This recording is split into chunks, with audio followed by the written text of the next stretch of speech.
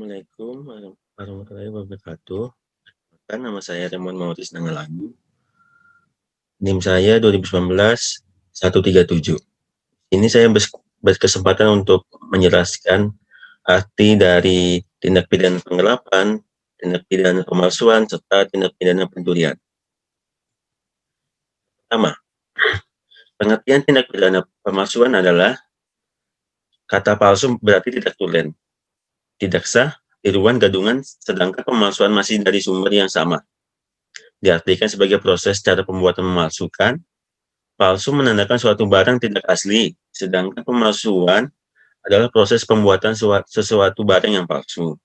Sehingga dengan demikian dari kata pemalsuan terdapat pelaku, ada barang yang dipalsukan, dan ada tujuan pemalsuan.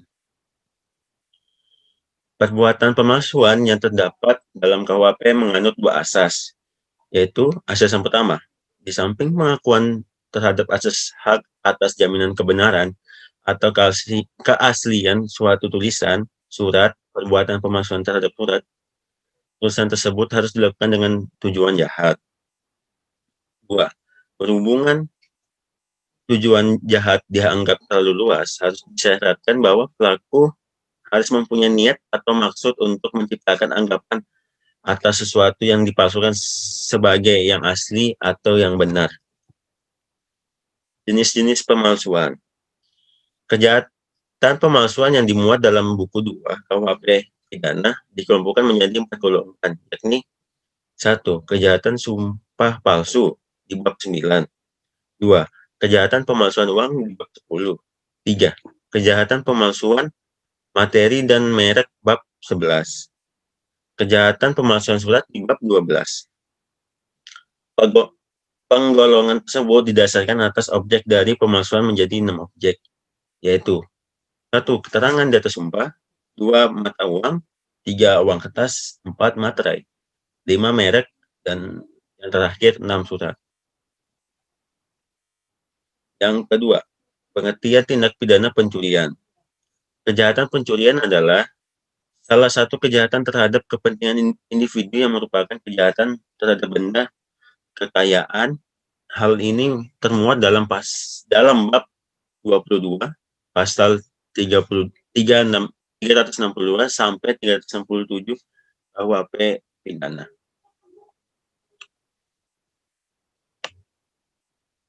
Pengertian pencuri perlu kita bagi menjadi 2 golongan, yaitu pencurian secara aktif dan pencurian secara pasif. 1. Pencurian secara aktif memiliki makna, yaitu tindakan mengambil hak milik orang lain tanpa sepengetahuan pemilik. 2. Pencurian secara pasif adalah tindakan menahan apa yang seharusnya menjadi milik orang lain. Tetapi seseorang yang melakukan tindakan atau berkarir dalam pencurian disebut pencuri dan tindakannya disebut mencuri. Dalam Kamus Hukum Sudarsono, pencurian dikatakan proses, perbuatan, atau cara mencuri. Dalam ilmu hukum pidana mengenai pencurian ini telah diatur dalam beberapa pasal, di antaranya pasal 362 KUHP pidana. Pasal 362 KUHP pidana berbunyi, barang siapa mengambil suatu barang yang sama dengan maksud akan memiliki barang itu dengan melawan hak, dihukum karena pencuriannya dengan hukuman penjara paling lama 5 tahun atau denda sebanyak-banyaknya Rp500. Namun dalam kitab undang-undang hukum pidana ada juga tentang pencurian yang memberatkan dan juga pencurian dengan kekerasan. Berdasarkan bunyi pasal 362 KUHP pidana tersebut dapat kita lihat unsurnya sebagai berikut. Yang pertama, mengambil barang. Yang kedua, yang diambil harus sesuatu barang. Yang ketiga, barang itu harus seluruhnya atau sebagian kepunyaan orang lain. Yang keempat, pengambilan itu harus dilakukan dengan maksud untuk memiliki barang itu dengan melawan hukum atau melawan hak orang tersebut. Jenis-jenis tindak pidana pencurian dalam hukum pidana mengenai pencurian diatur dalam beberapa pasal. di mana secara garis besarnya pencurian tersebut diatur dalam pasal 362, 363, 364. Yang di mana pencurian dari ketiga pasal tersebut dengan sebutan pencurian biasa, pencurian pemberatan, dan pencurian ringan. Dalam kitab-kitab hukum pidana, ada beberapa jenis pencurian, di antaranya pencurian ternak, pencurian pada waktu ada kebakaran dan sebagainya, pencurian pada waktu malam, pencurian oleh dua orang atau lebih bersama-sama, pencurian dengan dalam membongkar atau merusak, pencurian dengan pemerkosaan, pencurian ringan. Yang terakhir, pengertian tindak pidana penggelapan. Dalam suatu tindak pidana, mengetahui secara jelas tindak pidana yang telah terjadi adalah suatu kasus. Beberapa tindak pidana yang terjadi harus diketahui makna dan definisinya, termasuk tindak pidananya. Penggelapan berarti memiliki barang sesuatu yang dimiliki oleh orang lain, tetapi tindakannya tersebut bukan suatu kejahatan. Dalam pasal 372 Kitab Undang-Undang Hukum Pidana menegaskan, barang siapa dengan sengaja melawan hukum memiliki barang sesuatu atau seluruhnya atau sebagian adalah kepunyaan orang lain, tetapi ada dalam kekuasaannya bukan karena kejahatan diancam karena penggelapan, dengan pidana paling lama 4 tahun atau pidana denda paling banyak Rp900. Unsur-unsur tindak pidana penggelapan. Unsur-unsur tindak pidana penggelapan bahwa berdasarkan ketentuan pasal 372 KUHP pidana, tindak pidana mempunyai unsur sebagai berikut. A. Unsur-unsur objektif terdiri dari yang pertama, mengakui sebagai milik sendiri. Kedua, sesuatu barang. Ketiga, seluruhnya atau sebagian adalah milik orang lain. Yang terakhir, yang berada dalam kekuasaannya bukan karena kejahatan. B. Unsur subjektif. Ada dua, unsur kesengajaan, unsur melawan hukum. Jenis-jenis tindak pidana penggelapan. Tindak pidana penggelapan dalam KUHP terdiri atas beberapa bentuk, yaitu ada 4 jenis tindak pidana. 1. Tindak pidana penggelapan dalam bentuk pokok atau penggelapan biasa. 2. Penggelapan ringan. 3. Penggelapan dengan pemberatan. Dan yang terakhir, penggelapan dalam keluarga. Dalam artiannya, penggelapan biasa memiliki arti, yaitu barang siapa dengan sengaja melawan hukum memiliki barang sesuatu atau seluruhnya atau sebagian adalah kepunyaan orang lain, tetapi yang ada dalam kekuasaannya bukan karena kejahatan diancam karena penggelapan dengan pidana paling lama 4 tahun atau pidana denda paling banyak Rp900. Penggelapan ringan diatur dalam pasal 373 KUHP pidana dengan artian sebagai berikut. Apabila yang digelapkan bukan ternak dan harganya tidak lebih dari Rp25, diancam sebagai penggelapan ringan dengan pidana penjara paling lama 3 bulan atau denda pidana dengan paling banyak Rp250.000. Penggelapan dengan pemberatan diatur dalam pasal 374 KUHP pidana dengan arti sebagai berikut. Penggelapan yang dilakukan oleh seseorang penguasaannya terhadap barang disebabkan karena adanya hubungan kerja atau karena pencarian atau karena mendapatkan upah untuk itu diancam dengan pidana paling lama 5 tahun.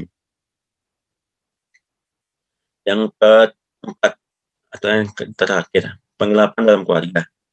Berdasarkan ketentuan 376 pasal 376 KUHP pidana,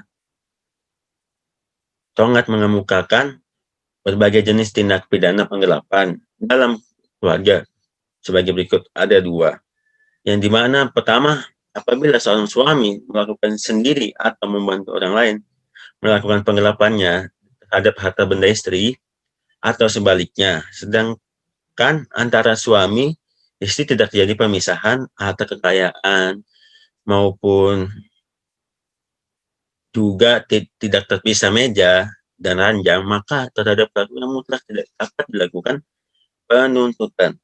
Yang kedua, apabila seorang suami melakukan sendiri atau membantu orang lain untuk melakukan penggelapan terhadap harta benda istri atau sebaliknya, sedangkan di antara mereka sudah terpisah harta kekayaan atau juga terpisah meja dan ranjang, dan juga apabila melakukan penggelapan itu adalah keluarga saudara atau semenda baik dalam garisnya atau menyamping dalam derajat kedua, maka terhadap mereka hanya dapat melakukan penuntutan apabila ada salah satu dari pihak yang merasa dirugikan.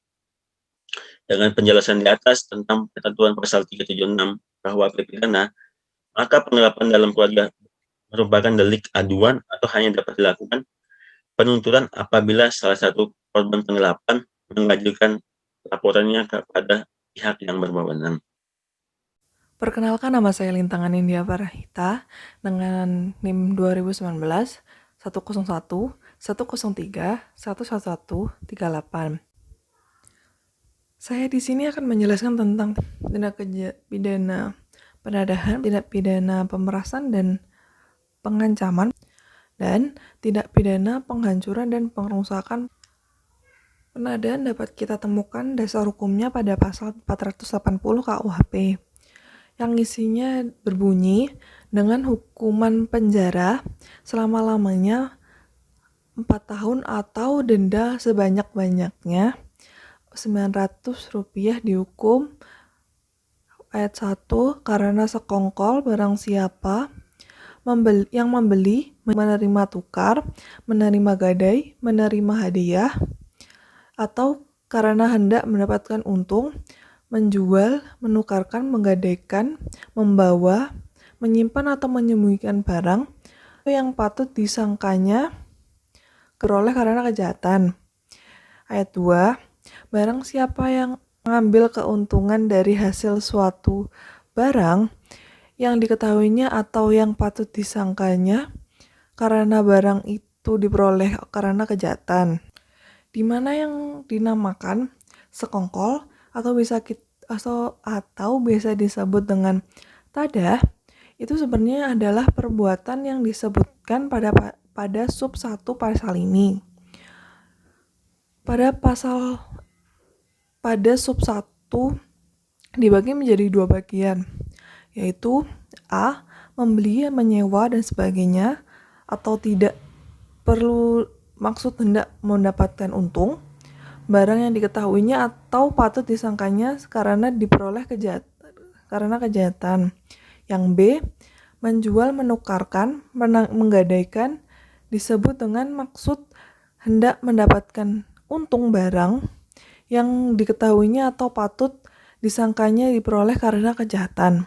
Pada pasal ini, elemen pentingnya adalah bahwa terdakwa harus mengetahui atau patut dapat menyangka bahwa barang itu dari asal kejahatan. Di sini terdakwa tidak perlu tahu bahwa dengan pastinya asal barang itu dari kejahatan apa, akan tetapi sudah cukup apabila ia patut dapat menyangka atau mengira, mencurigai bahwa barang itu bukan barang terang. Untuk membuktikan elemen ini memang sukar.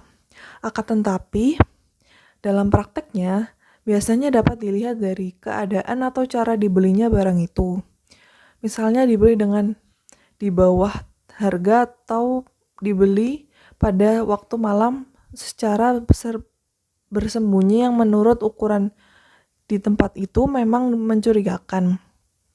Saya selanjutnya akan menjelaskan tentang tindak pidana pemerasan dan pengancaman.